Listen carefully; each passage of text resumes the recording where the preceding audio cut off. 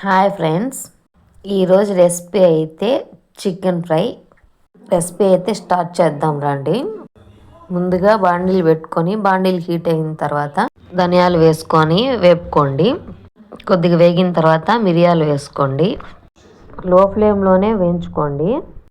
ఓ 50% వేగిన తర్వాత బిర్యానీ ఆకు, చెక్క, మొగ్గ వేసుకోండి. ఈ ప్రాసెస్ అంతా స్విమ్లోనే జరగాలి, లేదనంటే మాడిపోతాయి. ఎక్కువ వేయించొద్దు. నేను చూపించిన కలర్ వచ్చేలా వేయించుకుంటే సరిపోతుంది. మరీ ఎక్కువ వేయించినా కూడా మాడిపోతాయి, కూర చేదొస్తుంది. ముందుగా వేయించి పెట్టి చల్లార్చుకున్నవి రోట్లో వేసుకొని దంచుకోండి, లేదా మిక్సీలైనా వేసుకోండి. మేము ఎక్కువ రోలు వాడతాం కాబట్టి రోట్లో వేసి దంచుకుంటున్నాము.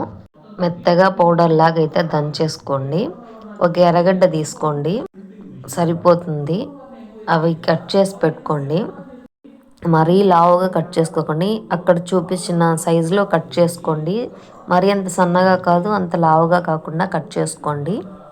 బాండీలు పెట్టుకొని ఆయిల్ వేసుకొని ఆయిల్ హీట్ అయిన తర్వాత ముందుగా కట్ చేసి పెట్టుకున్న ఆనియన్ వేసుకోండి. అవి కొద్దిగా వేగిన తర్వాత 2 పచ్చిమిరపకాయలు కట్ చేసి వేసుకోండి. పొడుగ్గా కట్ చేసుకోండి వీడియోలో చూపిస్తున్నట్టు.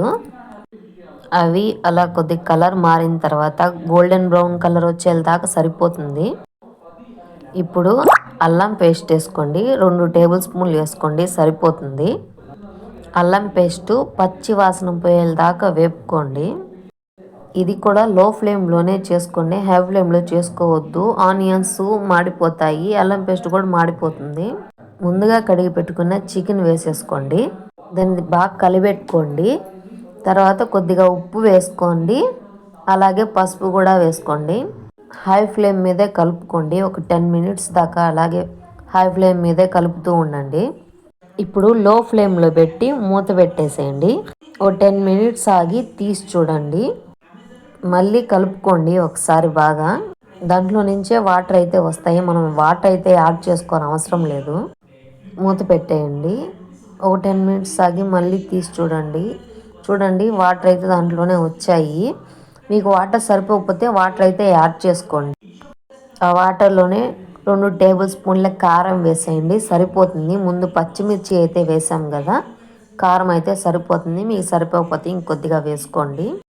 కారం వేసిన తర్వాత బాగా కలిపి మూత పెట్టేసి ఉడికేదాకా ఉంచండి లో ఫ్లేమ్లోనే.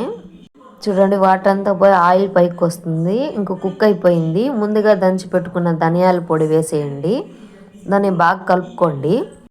ముందుగా కరివేపాకు, కొత్తిమీర కట్ చేసి పెట్టుకోండి. అవి దాంట్లో వేసి బాగా కలుపుకోండి.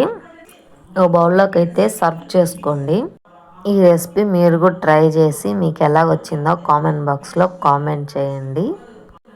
మా ఛానల్ని సబ్స్క్రైబ్ చేసుకోండి.